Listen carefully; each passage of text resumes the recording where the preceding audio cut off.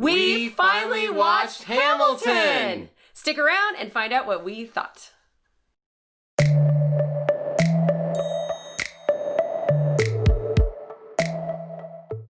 Okay, welcome back to The Magic in the Music. I'm Jen. I'm Randall. And we are filming from a different location today. Ooh, a little bit different location. Variation. Yeah. But we wanted to take a moment to give you some of our thoughts about the newest musical streaming on Disney Plus, and it is Hamilton. And we are so excited. We've been counting down the days until we finally get to watch this musical. And we had not seen it before, which is kind of weird because we are pretty big musical theater fans. Yeah. And we finally got to see it. So what are some of your first impressions? We just finished watching it this morning. It's only been available for a few hours. Yeah. It's great. I mean, honestly, it's a little interesting because I had heard the music a ton, but really I had never seen the musical. So, it's interesting to see like some of the things that were comedic that you didn't catch in the music were really comedic in the actual production. And man, they are just a wealth of riches in terms of vocal talent. Mm-hmm. They really have like all the A-list people in terms of being able to just produce really great music. Yeah, definitely. Yeah. My first impressions were, of course, I was very, very excited about it. And like you said, I too had heard a lot of the music. I probably had heard 80 to 85% of the score, but I had never listened to it straight through. So I didn't get it kind of like in sequence before. And I never got to really appreciate the performances, seeing the acting and all the staging and choreography and dance and all in costumes and all those things. So it was super, super exciting to finally see that.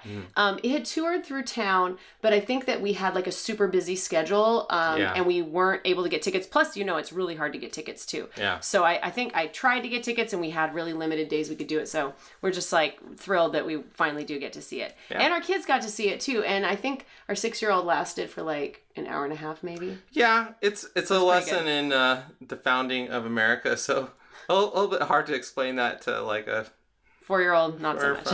Yeah. All right. And that's actually a question we should probably address is if you're a parent, is this appropriate for your kids to watch?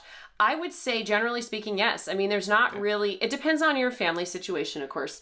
But there are a couple But generally, there's like, they left in one F word, but they don't even really actually say it all the way. But they're about to say it. And so that was something that they had negotiated with Disney. And so, as far as a family, we as parents, there's not really anything there that we wouldn't show our children with guided discussion accompanying it. Right. So we feel like that, I wouldn't just like turn it on and walk away, leave my 6-year-old. But like, do I feel comfortable showing that to my kid and then maybe pausing and discussing some of the things that are happening? Yeah, I would be. I think it's worthwhile. First thing we're just going to talk about is kind of the overall production. Obviously, this is still true. This is the original Broadway production. As we know, over time, things will get revived, and this will certainly get revived over time, and there'll be reimaginings, but I think this was like a super brilliant presentation. It's not super complex in terms of costuming. Yeah, pretty simple. So pretty simple. It doesn't rely on costumes and set pieces. There's only one set. Yeah, and I did love the has a rotating stage, so it's pretty cool. Yeah. Well, that makes me think of Les Mis. Yeah. Well, they made use of it very well. They did. Yeah, there were some cool moments with that. So I thought it was a cool staging. Obviously, like I said, in the future we'll see other reimaginings of this, I'm sure. The cast was totally brilliant. I mean, from top to bottom, I have zero complaints about anybody in the cast. It's interesting because I've seen some productions where you're like, oh man, why did they put that person in that role? Yeah. Or why did they do that? They're uneven. One surprise for both of us, we didn't realize Jonathan Groff was in this. Yeah. So that was really cool. Where did he come from? I know. We'd heard the King George thing and we knew it, the song. And I'm like, oh, that's him? That was him. So that was kind of a fun little treat too. Yeah. And a lot of the actors I had seen in things, but I didn't quite know. I couldn't place them. I didn't know where they'd come from. Obviously, Lin-Manuel Miranda, amazing. Yeah. Like a national treasure. He's awesome. And He's he can do it all. The Hamilton of musicals, I think. And played Hamilton. Yeah, I think that's why he did it. Yeah. All right, so hats off to him. He was amazing. Okay. So something I wanted to address, something that really was a highlight for me was I loved how, especially in the beginning, they used some places where there were a couple of spots where they did beatboxing and they used the table and did rhythms and stuff on the table. That's really different. Yeah. Because in most musicals, all of the music making and the instrumental stuff comes from the orchestra pit, and then the performers just add the vocals. So that was really cool as an instrumentalist to see them being creative with how they use the space and the stage, and just doing kind of creative things with the orchestration. Yeah, I also really liked they had a few scenes that were kind of rap battles. And I thought it was this is a great way to kind of portray these kind of arguments that are political. And there's going to be a lot of dialogue with them. So and you can get out a lot of dialogue fast. I like that. And it really kind of portrays something that was kind of a long time ago as something brand new. Yeah, I like that. It was good. Another thing that really stood out for me and I loved was that especially the hair and makeup, but especially the hair. This is kind of a big deal. If you've performed in any shows or anything, you know that it is really customary that actors, in particular female actors, actresses, they typically have to wear wigs and stuff. And there is really only one person who doesn't wear their own hair. And it's the king. The king. Yeah, King so George. Jonathan Groff has to wear a wig. But really, everybody else got to wear their own hair. And I think that's that was really, really cool. I think that part of it is not obviously this cast is very, very diverse. And so it's not about trying to turn everybody into these kind of old white guys that they're playing. And they didn't do that. And I thought that was really smart. And it let everybody be kind of authentic to who they really were. And the other thing that I love about it from a performer's perspective is that I think you can give a better performance when you aren't just completely weighed down in all this costuming and makeup. And, think of the polar opposite would be Phantom of the Opera or something where you have prosthetics and you got all this stuff. And he's got to deal with sweat coming down from his mask.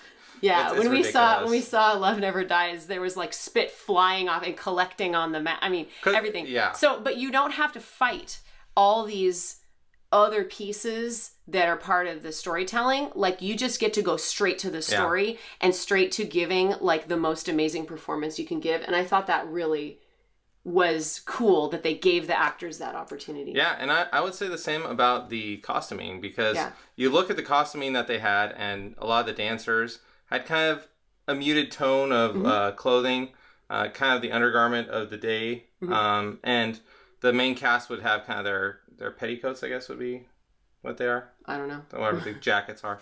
But, for the most part, it was somewhat plain, and that really let the production of the actual music shine. Yeah, I agree. I thought that, it's nice to have something where we're focusing more on just making awesome music.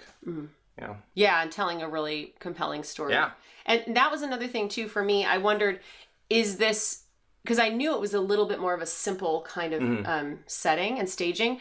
And I thought, is this going to be engaging the whole time? Is this going to hang on to my attention?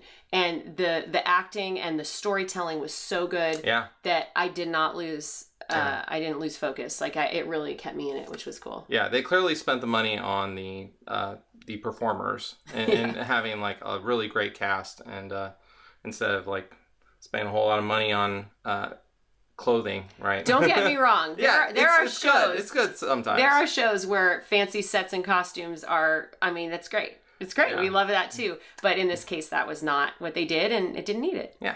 Side note, our 4-year-old sat and watched this for a while, and he informed us that there is a character named Mr. Pickle Popper. I don't know who this character is. Maybe tell us in the comments, who is Mr. Pickle Popper? The king? I don't know.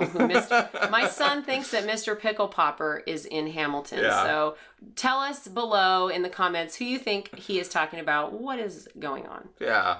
Okay, I had some thoughts about women's role in this story. it's really easy for the women to be written out of the story. So I was really watching for like, how are women going to be handled in the story?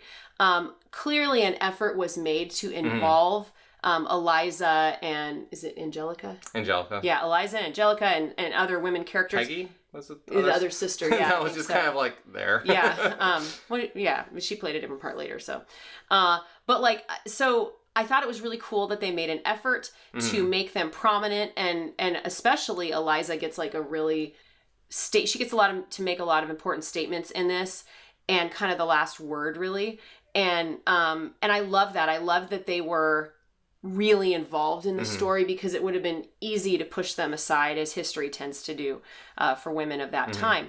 But the other thing, though, that it was a little bit like of the opposite side to that was that, unfortunately, the roles, the impactful ways that the women get to be in this story, unfortunately, still have to do with either marriage, ability to have children, or their sex appeal. Yeah. And that's really a bummer.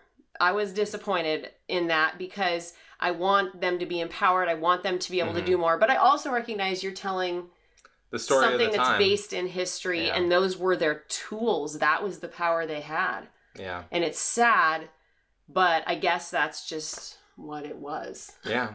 It is unfortunate, but I mean, it is what it is, right? I guess. Like, of that time, just kind of looking back. So. But at least they made an effort. Yeah. I think primarily probably Lin-Manuel Miranda, because he wrote the libretto and everything. And I mean, clearly there was an effort to elevate the involvement of the women and their role in telling the story. So that was pretty cool. Yeah. And they got some beautiful vocal parts. Oh, awesome. Yeah. They're great. Yeah. Can we talk for a second about how dumb dueling is? Dumb. Dumbest thing ever. Come on, guys. How did people think that this was how you should settle a conflict? I don't know. I don't know. Man. If it wasn't like part of the story, I wouldn't believe that it had ever even happened. But we see it depicted in a lot of things. And I mean, like, we have a disagreement, so we're going to go shoot each other. It was how it happened, right? But at the same time, man, you just like look back and you say, how much more could he have done had he not had a dumb disagreement like that? Yeah, totally. So duels get 2 thumbs down from me. Duels, not good conflict resolution. No. No, I don't recommend. Well, let's use some more adult methods. Yeah. Well, grow up, folks. I don't want to spoil anything. But there is, of course, a duel at the end of this. Right. And there are multiple duels depicted in the musical, but that one, of course, is most pivotal in the story, probably. And I thought it was like brilliant. Yeah, it was great. Like the moments of like the way that they stretched time. Yeah. Was so genius, I thought. Yeah, I really like that they were doing kind of a bullet time thing where it's like there's a person like kind of portraying here's where the bullet is, and like it's kind of showing the thoughts of Hamilton as he's thinking through his last seconds, kind of what's going to happen, so it's very interesting to see kind of how he's processing these things in a split second of like, my life, and what's going to happen afterwards. It's the kind of scene you would normally see only in a movie. Right. And so I thought it was really clever that they found ways to kind of suspend time in, on stage. I thought that was really clever. And I'm sure that this has been done in lots of productions and I just hadn't seen it before, but I thought that was super smart how they did that and how they built up tension. And also that moment is kind of in silence, really, because it's like the music's gone. And, oh man, whew. Yeah. It was emotional. She was I cried a lot of times in this show. So sad. If you're a crier, get ready. Bring your Kleenex. One other thing we want to let you know about is that you probably heard the news that Broadway is not going to be opening until at least January 3rd, 2021. And a lot of these performers, they make their living doing this. And there are a lot of amazing performers in our country who do this. And they work so hard to perfect their craft and bring us these amazing performances. And they're in a really difficult situation right now. So we want to encourage everyone to support them. And you want to talk about the website where they can do that? Yeah, there's the Actors Fund for Everyone in Entertainment. And we recommend that you donate to them. We'll be putting a donation ourselves. Yeah, we'll put a link. Yeah, and that's with the Actors Equity Union, right? Yeah. Okay, and they've organized that fund to help people who are needing support during this time. We will be donating to that fund, and if you are interested in doing so too, we will put the link below, and we would love it if you would help support those people who bring us these amazing, amazing performances, because they need your support right now. Yeah, definitely. It's a tough time to be anyone involved with Broadway who's kind of... It's a tough time for performing arts. Yeah, any performing art, it's like... very tough. So yeah. Well, thanks for joining us today. We really enjoyed making a quick little reaction video to finally seeing Hamilton. I don't know why it took us so long. Yeah, it was great. Yeah, so we highly recommend it. Go check it out. Thumbs up. On the 4th of July or any old day. It's a great thing to watch. And now that it's on Disney Plus, you can check it out anytime. So we encourage you to go and watch it. We're probably going to watch it again, maybe tomorrow. Yeah, that'll be great. Yeah, so thank you for joining us. If you found this video helpful, please hit the subscribe button below, and you can hit the little bell icon so you know every time we have a new video coming out. We really appreciate your support, and if you can like the video and give us a comment as well, we would love that. Yeah. Nice, friendly, helpful comments are always welcome. Yeah. All right, that's it for us for today. From The Magic in the Music, I'm Jen. I'm Randall. And remember, there's magic in the music. Bye. Bye.